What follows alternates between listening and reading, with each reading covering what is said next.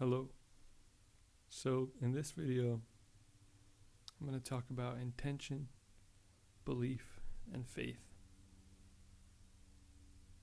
As with all of my videos and all of my words, they only serve as a reminder of what you already are. So when you think about your intention behind your actions and your beliefs and why you do the things that you do, intention itself, the word, is hidden within the word is the word tension. So I would advise that when following your intentions and when choosing your actions, examine the intention of the action, but also do not rush to fulfill desires and commit actions which arise from an intention which is tense, which is intention itself. Relax the tension of your intentions.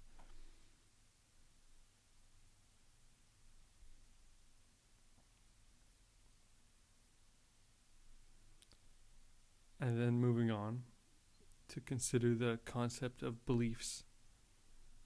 What you truly think is right, or what you truly think is wrong, or what you stand really firmly on. It's important to understand that throughout your life you may have accumulated beliefs which serve you and beliefs which do the opposite. They hinder your own growth and your own understanding and things like that. So you need to understand that you have the ability to change your beliefs. That even though maybe you've grown up, been conditioned in a certain way to believe a certain thing, it is possible to shift these beliefs so that they no longer define your experience.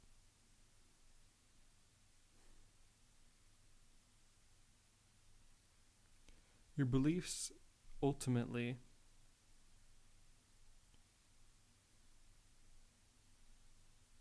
reflect in your life as your experience. To use a rather blunt example, if there is an addict or an alcoholic, their living conditions will reflect the state of mind which they inhabit. They may be disorganized or messy, or you know what I'm saying. And if there is a monk in a monastery, the same is true. Their living beliefs and their state of mind will reflect in the world around them.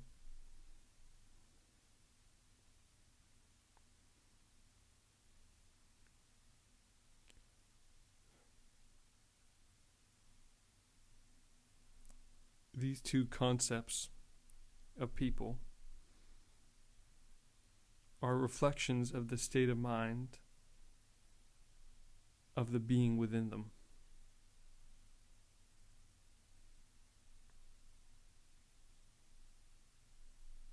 Based on the beliefs that they have about the world, based on how they think they should behave, based on how they think they should act, how they should treat others, how they should treat themselves.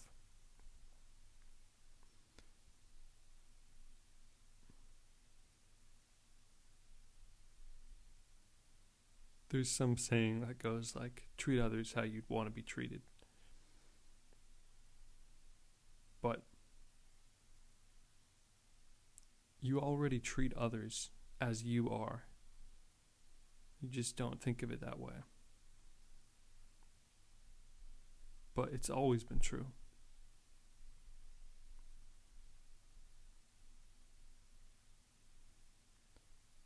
The monk in the monastery may be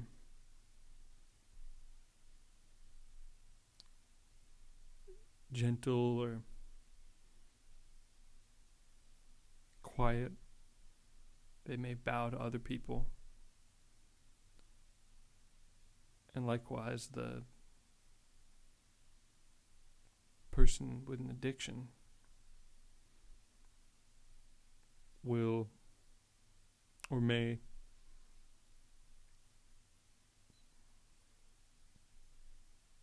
treat others with anger or displeasure,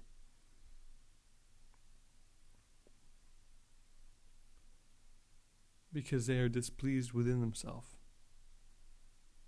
and that is what they reflect onto the world around them. This isn't some special concept that sounds interesting and, oh, I never thought of it that way, to live my life that way. No, it's not a way you live your life. It's the way you are already. It's the way everyone is. What you perceive as the world around you is a reflection of your state of mind.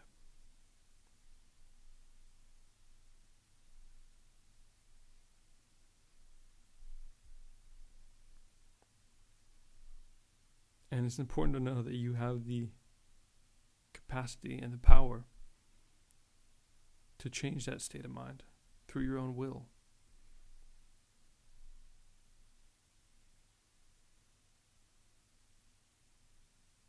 With your own attention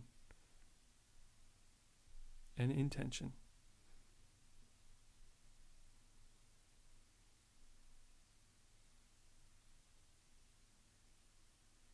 Attention is also a word that has the word tension in it.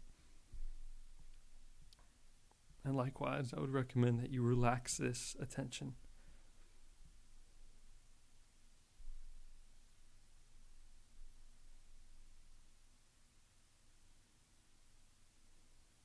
Now moving on to the idea of faith and what that means.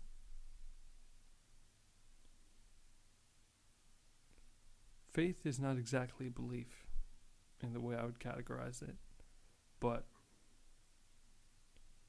rather an inner conviction and knowing that things will turn out in your favor, or that things will work out for the greatest good that they can, or something like this, you know what I mean?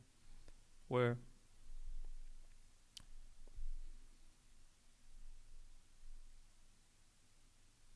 the idea that you don't have to will everything into existence yourself, and that you can relax your attention and things will still go on as they do, and it will really benefit you way more than it would if you were tensing your attention all the time and living in stress and anxiety.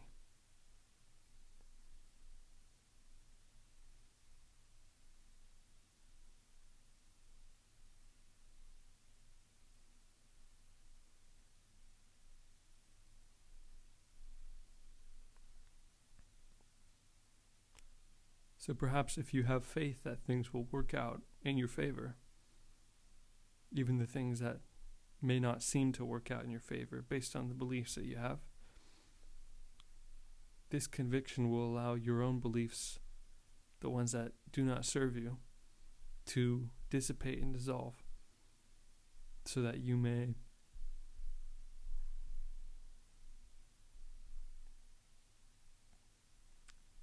enjoy the beliefs which foster your own growth and cultivate a sense of knowing yourself,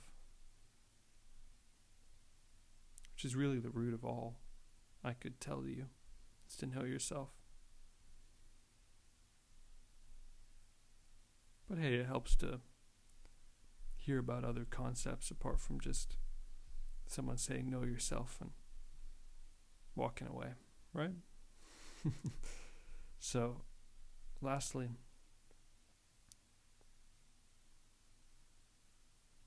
kind of a bonus, I wanted to talk about the phrase that the kingdom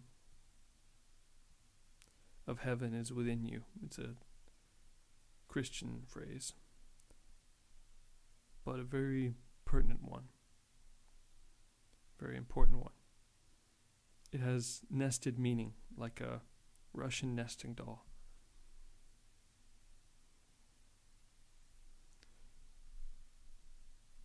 first you could conceptualize it as the idea of needing to go within to discover this kingdom of heaven. And you may think that within is in your mind or in your body, or you have to sit quietly for some time to do this. And experientially, you may need to do this and remove yourself for a time from the contents of your own experience and just to let yourself reflect inwardly. But not eternally. Because by doing so, you'll realize eventually that there is no inner and outer, in terms of there's no inside and outside.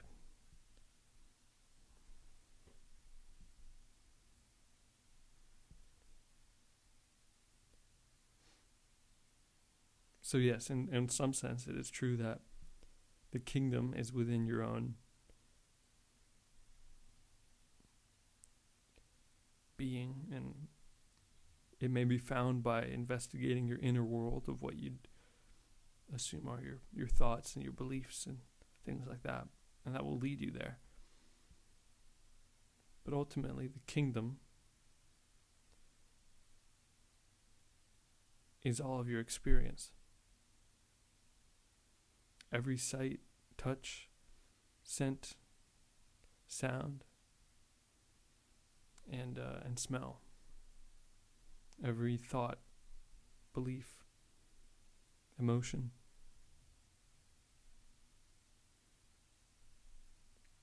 Is what constitutes the kingdom. And it is within you.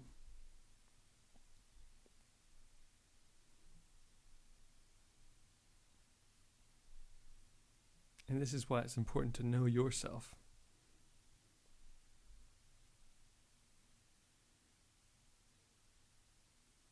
Because it's all within you.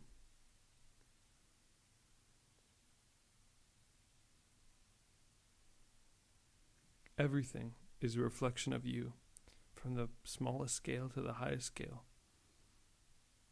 From the stars down to the smallest gut bacteria in your body.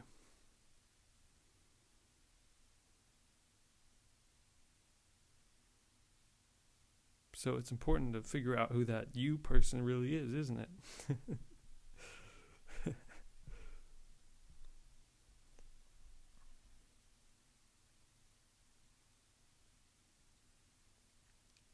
It's fine to have a conceptual understanding of this sort of thing.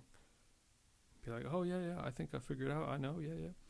But that's not really going to result in your own happiness. You're still going to be seeking, because you can't seek anymore. You don't feel a need to seek anymore when you know yourself, truly.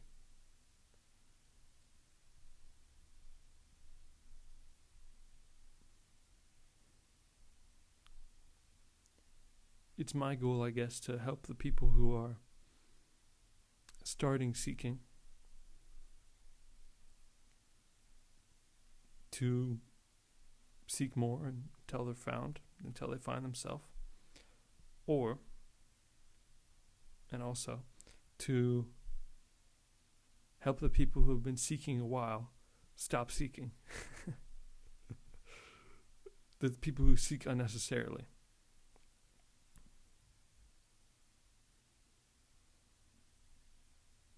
You don't need to develop a conceptual understanding of all of this.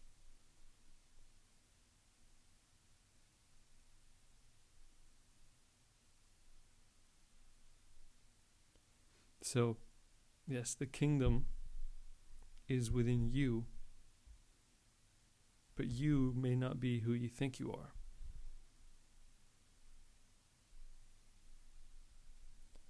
I'll give you a hint. The you is the presence, which is pre-sense, pre-experience, in which all the experiences arise. It is the field. It is the one who hears my voice right now.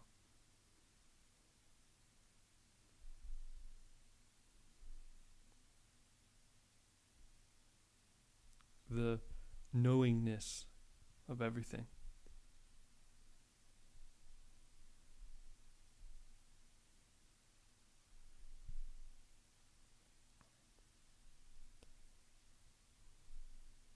And within that sense of knowingness, of experiencing,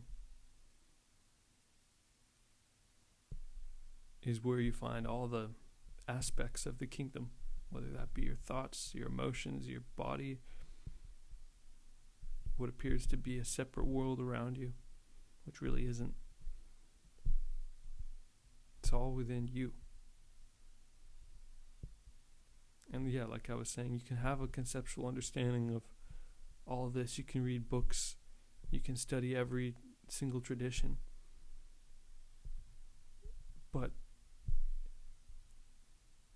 if you don't experientially and intimately recognize that it's all within you and know yourself, then all of that is wasted a little bit. Well, it's not really wasted, but it's not a resultant of happiness. It's just another identity game you play.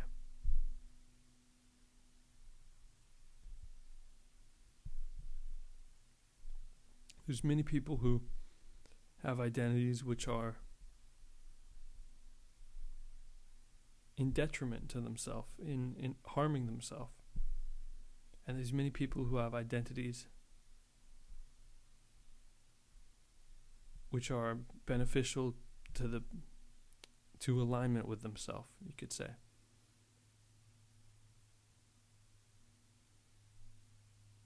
But either way, if you don't know yourself, no matter what identity you've chosen to become and think yourself to be, then you aren't going to be fulfilled.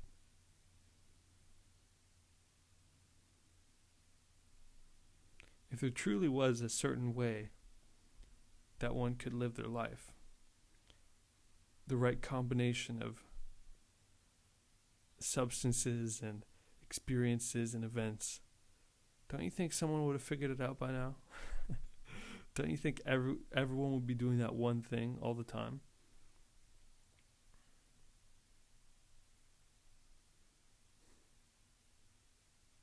Everyone would be like gray bricks. They're like, oh yeah, we found the way. It's this. It's definitely this. And you would be able to tell. Everyone would be able to tell because they're so happy all the time.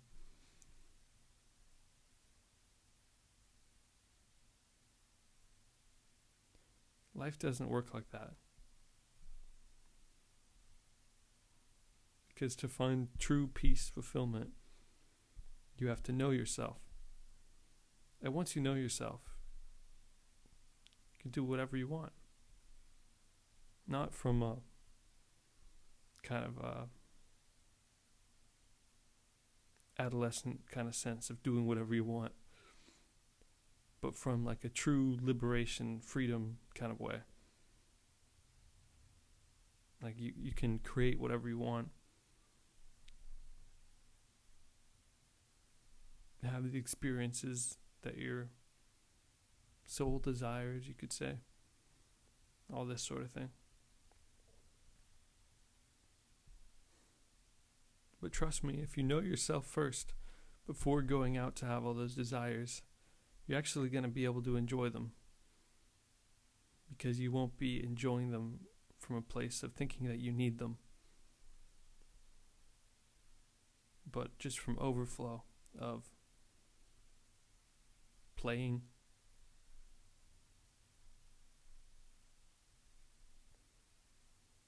So yes, as always, know yourself. I love you.